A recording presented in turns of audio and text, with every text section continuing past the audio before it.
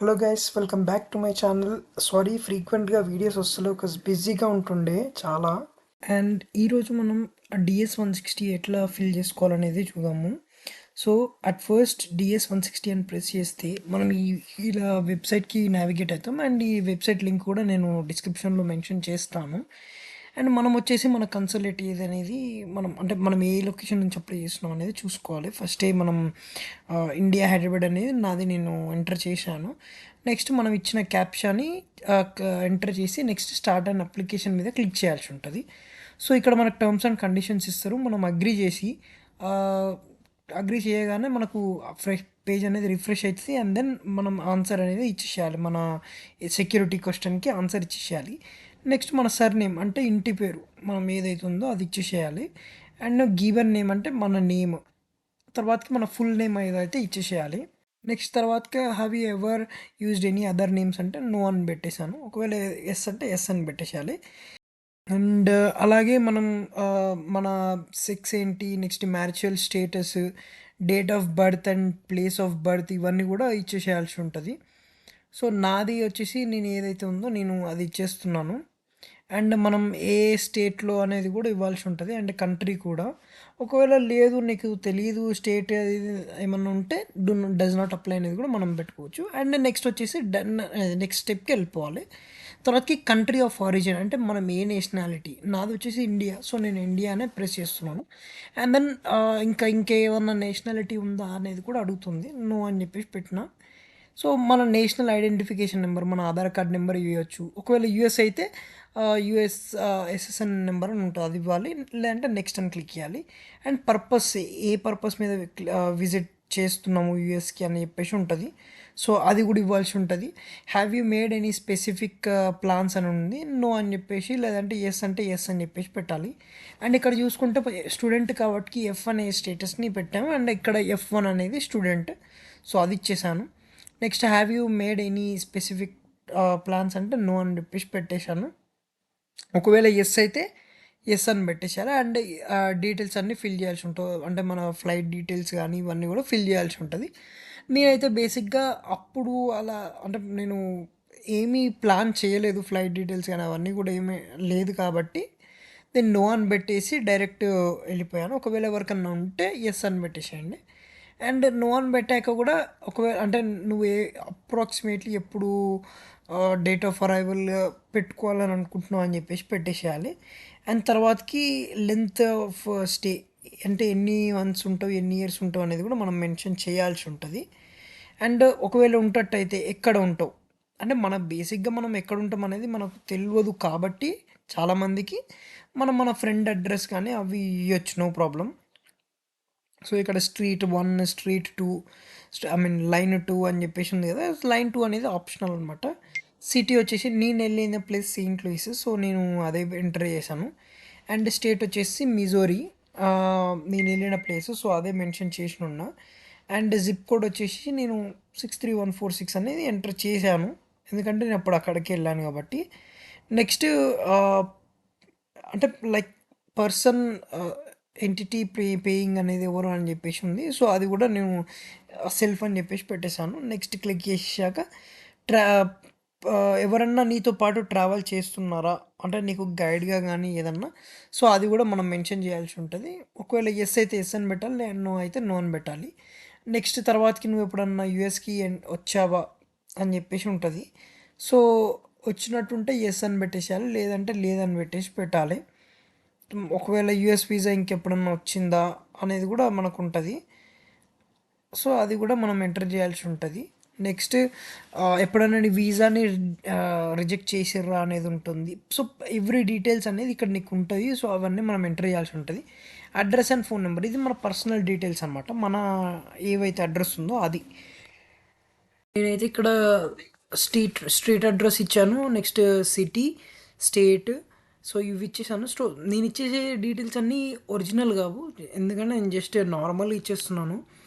But yeah you can see here మనకు postal code ఏదైతే తెలియదు అనుకుంటే అది డు నాట్ అప్లై అని పెట్టుకోవచ్చు. స్టేట్ ఆర్ ప్రావిన్స్ కూడా మనకు తెలియదు అనుకుంటే డు నాట్ అప్లై అని పెట్టుకోవచ్చు.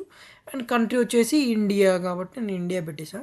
మెయిలింగ్ అడ్రస్ సేమా లేదంటే ఐ మీన్ డిఫరెంటా అనేది కూడా అడుగుతది. ఒకవేళ డిఫరెంట్ అయితే మనం డిఫరెంట్ అనేది ఇయ్యాల్సి ఉంటది. ఏదైతుందో కరెక్ట్‌గా. నెక్స్ట్ ఫోన్ నంబర్ ఇస్తున్నాను నేను. లైక్ నా ఫోన్ నంబర్ ఏంటని. ఒకవేళ మనకు సెకండరీ ఫోన్ నంబర్ ఉంటే సెకండరీ ఫోన్ నంబర్ కూడా ఇయ్యాల్సి ఉంటది. లేదంటే డస్ నాట్ అప్లై అనేది కూడా ఇయ్యాల్సి ఉంటది. And have you used any other phone అని చెప్పేసి అడుగుతున్నారు. సో, ఇక్కడ ఇంతకుముందు ఏమన్నా ఇంకా ఫోన్ నంబర్ యూజ్ చేసిర్రా లేదా అని. యెస్ అయితే యెస్, లేదంటే నో అయితే నో అని చెప్పేసి పెట్టేసేయాలి. ఒకవేళ యెస్ అయితే నెంబర్ కూడా ఇయ్యాల్సి ఉంటది. నెక్స్ట్ వచ్చేసి మన ఈమెయిల్ అడ్రెస్. సో, అది ఇయ్యాల్సి ఉంటది. Next have you used any other email same phone number లాగానే. నెక్స్ట్ మన సోషల్ మీడియా ప్లాట్‌ఫామ్ మనం మెన్షన్ చేయాల్సి ఉంటది ఇక్కడ. ఒకవేళ ఏమన్నా ఉంటే యెస్ అని, లేదంటే నన్ అని. ఒకవేళ ఉంటే ఏమన్నా ఉంటే అవి ఇయ్యాల్సి ఉంటది. అండ్ ఏమన్నా ఇన్ఫర్మేషన్ ప్రొవైడ్ చేయొచ్చు అంటే అది కూడా మన ఇష్టం అనమాట. Next passport or travel document type regular type అని చెప్పేసి పెట్టేసి మన పాస్‌పోర్ట్ డాక్యుమెంట్ నెంబర్ పెట్టేస్తే సరిపోతుంది. అండ్ పాస్‌పోర్ట్ బుక్ నెంబర్ అంటే అది మనకు డస్ నాట్ అప్లై అని చెప్పేసి పెట్టేసేయండి.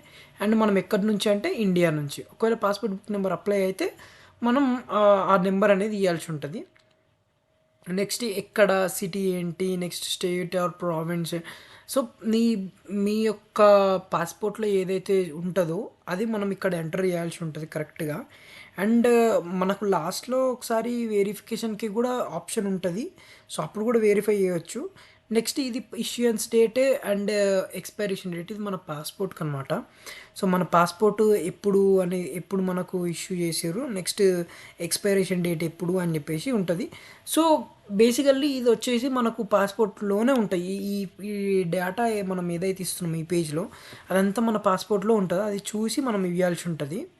అండ్ ఎప్పుడన్నా మనం పాస్‌పోర్ట్ పోగొట్టుకున్నామా, లేదంటే ఎవరన్నా దొంగతనం ఇట్లా జరిగిందా అనేది గూడా ఇక్కడ మెన్షన్ చేయాల్సి ఉంటది.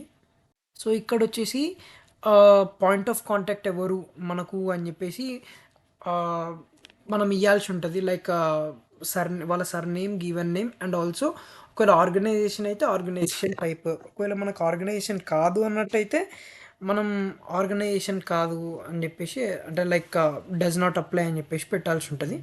నెక్స్ట్ ఒకవేళ ఆర్గనైజేషన్ కాకుంటే వాళ్ళ రిలేషన్ ఏంటి అనేది మనం పెట్టాల్సి ఉంటది. నేను వచ్చేసి ఇక్కడ ఫ్రెండ్ అని పెట్టిన. సో, ఆ ఫ్రెండ్ డీటెయిల్స్ కూడా ఇవ్వాల్సి ఉంటది. లైక్ ఎక్కడి నుంచి యూఎస్‌లో ఆ ఫ్రెండ్ ఎక్కడుంటున్నారు.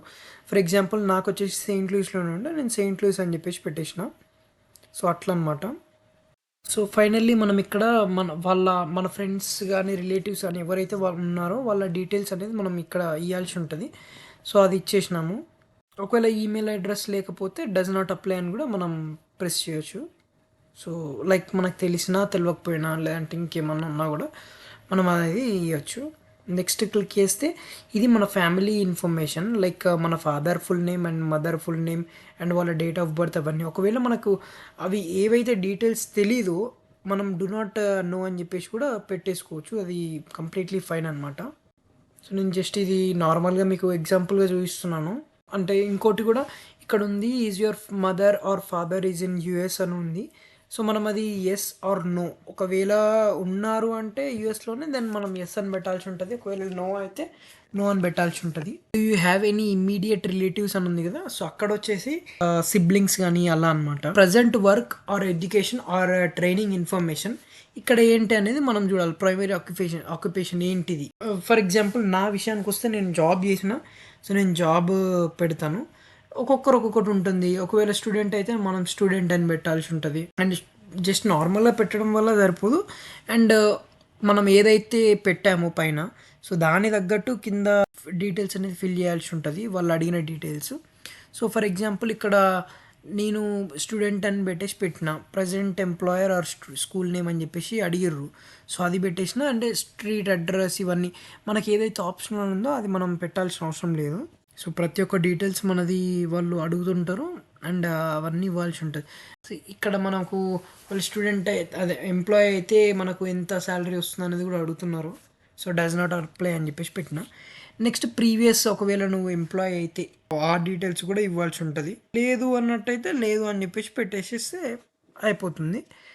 అండ్ ఎడ్యుకేషనల్ ఇన్‌స్టిట్యూషన్ ఒకవేళ సెకండరీ లెవెల్‌కి గాని ఏమన్నా సో, యెస్ అయితే యెస్, నో అయితే నో. ఒకవేళ యెస్ అయితే మనం డీటెయిల్స్ అనేది మళ్ళీ ఫిల్ చేయాల్సి ఉంటుంది అనమాట. అంత అడుగున నేను ఏవి నాకు ఒరిజినల్ డీటెయిల్స్ ఇవ్వలేదు, మీకు కూడా తెలుసు. సో మీరు మీ ఒరిజినల్ డీటెయిల్స్ ఇవ్వండి మీరు ఫామ్ ఫిల్అప్ చేసేటప్పుడు. ఒకవేళ మనం ఇంకా యాడ్ చేయాలనుకుంటే మనం ఇంకా కూడా యాడ్ చేయొచ్చు, లేదంటే లేదు. మనకు కావాలనుకుంటే మనకు రైట్ సైడ్ హెల్ప్ అని ఉంది కదా, సో అవి కూడా చదువుకొని చేయొచ్చు. నెక్స్ట్ అని క్లిక్ చేస్తే మనకి ఇక్కడ additional work or education or training information అని కూడా ఉంది కదా. సో ఇక్కడ మనం చూసుకుంటే do you belong to any clan or tribe అని ఉంది కదా, సో అది ఫిల్అప్ చేయాల్సి ఉంటుంది. అండ్ మనకు వచ్చిన languages, have you travel to any other countries అని కానీ, have you belong to contributed to any work, so అవి professional or social organisation charitable organisations అని ఉంది, సో అది. నెక్స్ట్ ప్రతి ఒక్కటి డీటెయిల్స్ మన దగ్గర నుంచి అడుగుతారు, సో అవన్నీ మనం కరెక్ట్గా ఫిల్అప్ చేయాల్సి ఉంటుంది.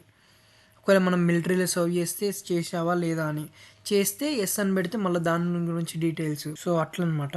ఏమన్నా ఇన్సర్జెంట్ ఆర్గనైజేషన్కి వర్క్ చేసినావా, సో అవన్నీ అడుగుతుంది అనమాట డీటెయిల్స్. ఎందుకంటే మళ్ళీ వాళ్ళు బ్యాక్గ్రౌండ్ వెరిఫికేషన్ చేసినప్పుడు మనది ఏమన్నా రాంగ్ అని తెలిస్తే మనం పెట్టింది అది రాంగ్ అయిపోతుంది, కంప్లీట్లీ మనకు రిజెక్ట్ చేసేస్తారు. మళ్ళీ ఎప్పటికి వెళ్ళడానికి కూడా ఉండదు అనమాట. అండ్ ఎప్పుడు మన ఫిజికల్ హెల్త్ గురించి అవి అడుగుతున్నారు. నెక్స్ట్ ఇవన్నీ సెక్యూరిటీ చెకప్స్ అనమాట. సో మొత్తం 5 పార్ట్స్ ఉంటాయి సెక్యూరిటీవి, బ్యాక్గ్రౌండ్ చెక్. సో ప్రాబబ్లీ చాలా వరకు అన్ని ఆన్సర్స్ నో అనే ఉంటాయి ఎవరికైనా. బట్ ఒకసారి మీకు ఏవైతే కరెక్ట్ ఉంటాయో అవన్నీ చూసి చదివి పెట్టండి, ఎందుకంటే ఇది చాలా ఇంపార్టెంట్ ఇవి సెక్యూరిటీ డీటెయిల్స్. సో ప్రాబబ్లీ అయితే అందరికీ నో అనే ఉంటుంది.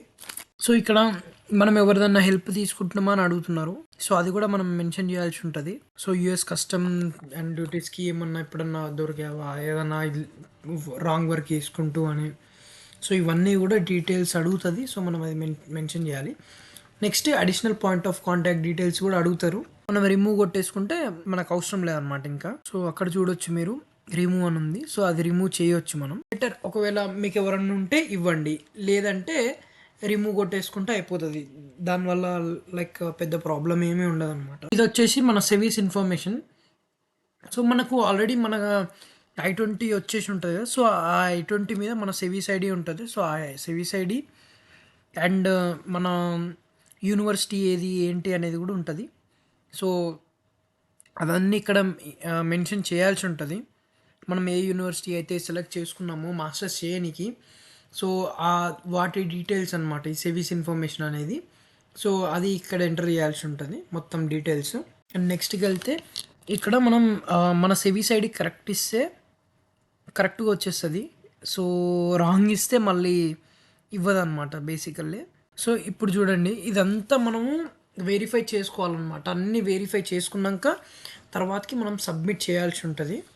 చూడండి ఒకసారి ప్రతి డీటెయిల్స్ మనం ఇప్పటివరకు ఏవైతే ఇచ్చినామో అవన్నీ కూడా ఇక్కడ ఉంటాయి అన్నమాట. ప్రతి ఒక్కటి మనం క్లియర్గా వెరిఫై చేసుకోవాలి, ఎందుకంటే మనం ఎప్పుడైతే వీసా ఇంటర్వ్యూకి వెళ్తామో వాళ్ళు దీని త్రూనే మనం క్వశ్చన్ చేయడానికి ఛాన్స్ ఉంటుంది అనమాట. సో మనం ఏదైతే కరెక్ట్ ఇస్తామో దాన్ని బట్టే మనల్ని క్వశ్చన్ చేస్తారు, కాబట్టి మనం అన్ని క్లియర్గా మెన్షన్ చేయాల్సి ఉంటుంది. మన కరెంట్ లొకేషన్ ఇది అనేది కూడా.